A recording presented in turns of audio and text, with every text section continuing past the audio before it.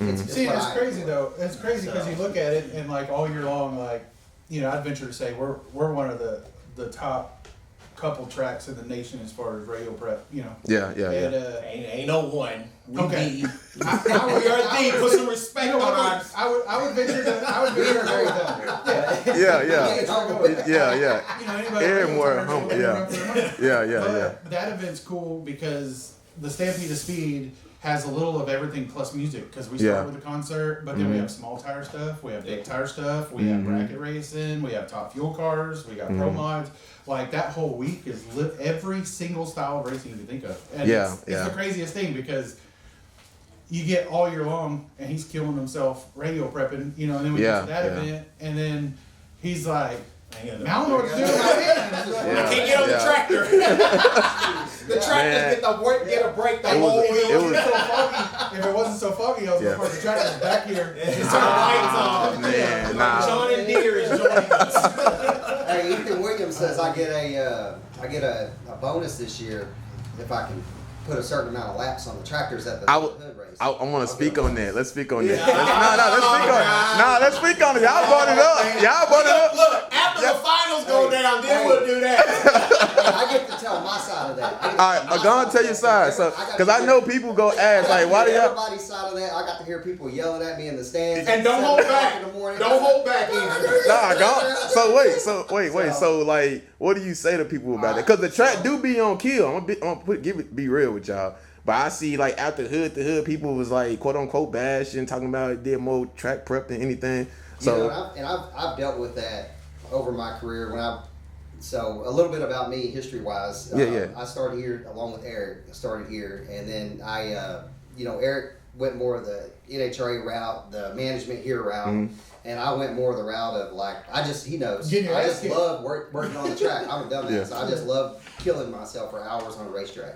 So, but I got an opportunity to travel with NHRA, working the start line for many years, like at the national events. And that's why I say that the stuff is not appealing to me. It is, but I've just done it so long that it doesn't hit like it used to. What hits me is watching a radial tire go down the track. It makes me happy to watch because I feel like I helped them accomplish that. Right. So I worked for NMRA, NMCA, did a lot of grudge races out on the East Coast, went to a lot of grudge tracks, and people in this area had no clue, one, who I was or what I could do. He did.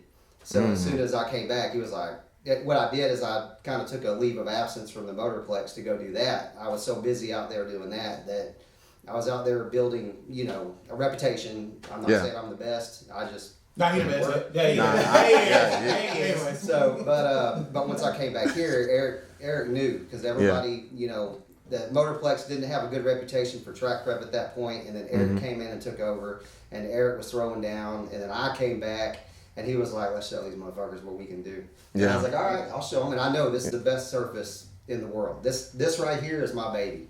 And so anytime I'm prepping here, it's like it's a very tricky track. But we know how to make it work. And that's the thing a lot of people don't understand either. So, and it takes a lot of work sometimes. She's just like it's a moody bitch sometimes. Sometimes she's happy and I don't have to do a lot. And she's just, you got people flipping upside down. I seen plenty of videos like that. I seen cars flying. And I think it was Michael Holland's race. About 3, 4. Yeah. So I seen Cal Buckmaster.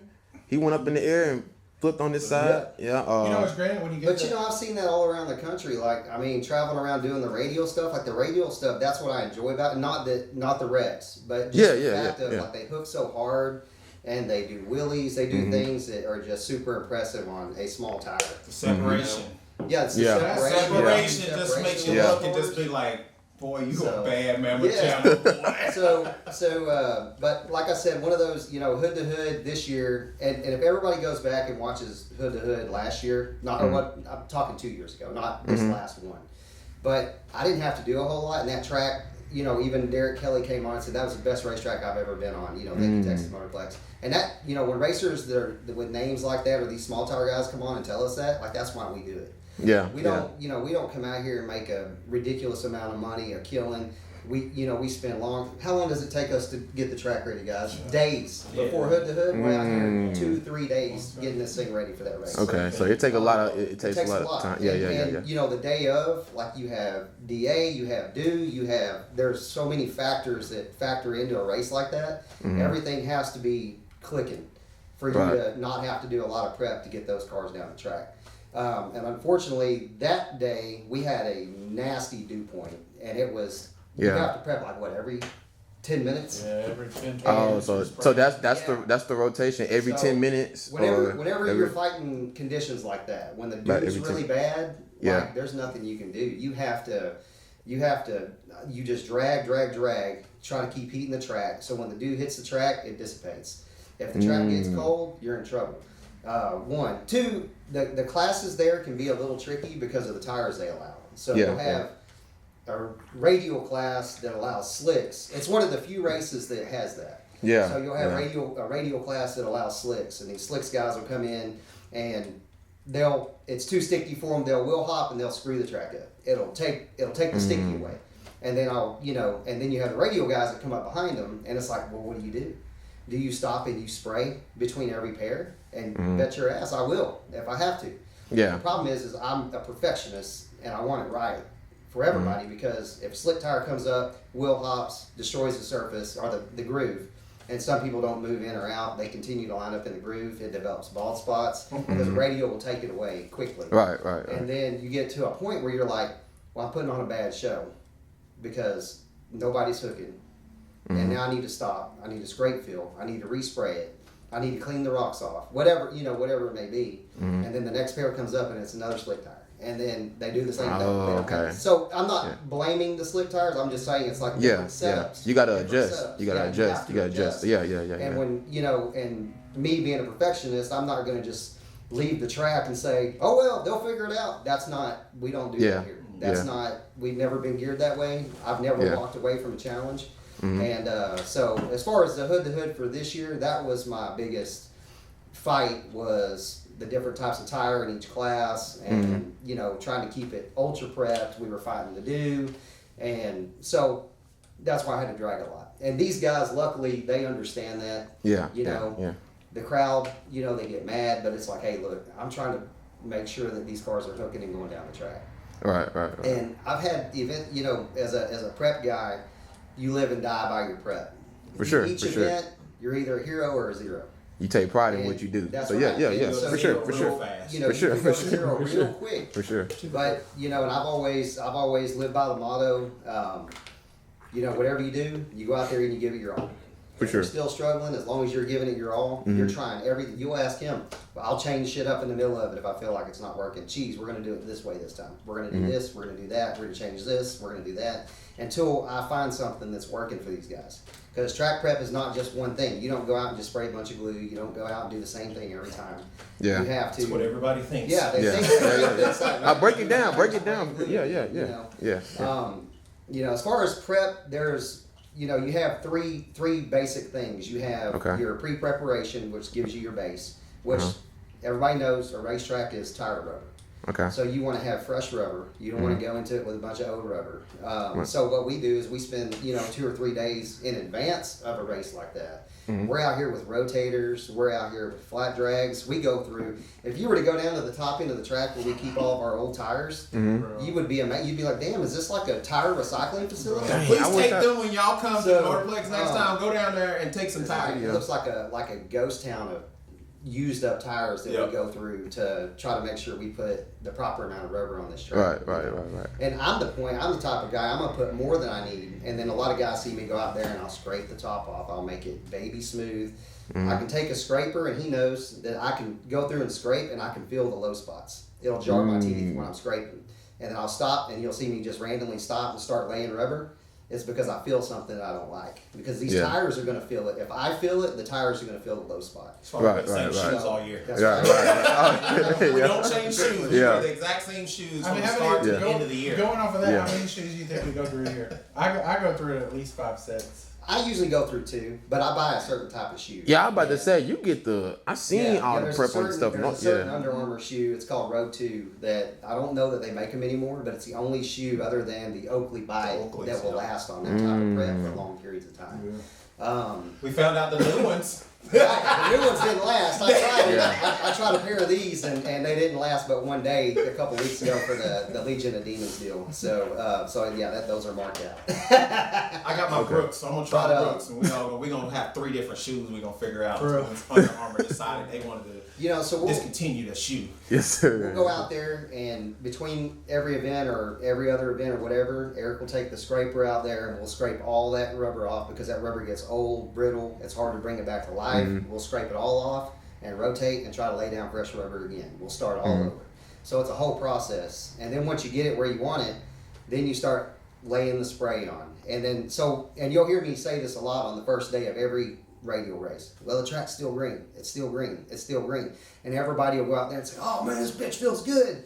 But it's just a different feeling that you get as a prep guy. There's a certain pop you can hear and you can feel, and when it goes from being green to being like. Right. You feel it in the knees and the ankles. Yeah, you'll start pulling doing it right. You'll feel it. So as far as the hood to hood, somebody said turn the heat on before TJ hurt someone. Sorry, man. Go ahead. I'm sorry. I just had to say that. But as far as the hood to hood deal, as far as to the fans, and I just had to leave the groups, the Facebook for a little bit, just let myself decompress because that is literally my most favorite race of the year. I put my heart and soul into that race, and I felt like I let everybody down. And I was like, I needed, even Eric was like, just take a step back. Yeah. So it affected you a little bit, like with the negative comments and everything. And I usually brush stuff off, but Ethan, like, I don't want to let him down. Like, he's such a good dude. He treats me so good. No, for sure. And I'll tell you a story about that. Man. Yeah. So I'd like, obviously and they're going to tell me no need to, but I'd apologize to the spectators at that race for that day because I know it was a long, drawn out. There was a lot of tractors, a lot of movement, but there was a lot of shit that I was fighting to make it work. And I will never blame circumstances on a racer, they just don't have their shit. That's not me. Yeah. So what it is to me is to go out there and make it right. So that's what I was trying to do. So that's why. And at the end of the day, it was right. But then, then you have the polar opposite because then you have our mindset, right? So what's your mindset? But our mindset is quality over quantity. We want to see cars go fast. We want you to go fast as you ever going. I don't give a shit if you're going to come out and take degrees out and try to slow down. That's not what we're here for. We don't come to the hood to slow your shit down. You want everybody to apply all the power to the surface so they can make when they personal. That means we send that don't mean Hitler all that kind of stuff. Just that means we're finna send you to the moon. Yep. Yes, sir. When you see us do that, that means we just finished and TJ finna send you to the moon. So get ready, strap on, and pull on over because you finna come down hard. So look, I'm gonna say this real quick too, y'all. Brady said no reason to apologize. Y'all bust your asses out for us racers. So I just want to say that. For sure. Yeah. We don't like having anybody come out here and have a bad time. That's not what we're trying to do. And everybody looks at the Motorplex like it's some huge, which granted the facility is huge and it's amazing, and we put on some incredible, massive races here. But on a weekly basis, you only have a small number of management here, and not just these guys. Like you got your management over in the office, you've got your concession stand, you've got your maintenance people, and they all bust their ass. It's a small team, and then they make it look like it's this giant enterprise, but it's not. Right. It's a small group making massive things happen. Right. And that's what I love about coming out here.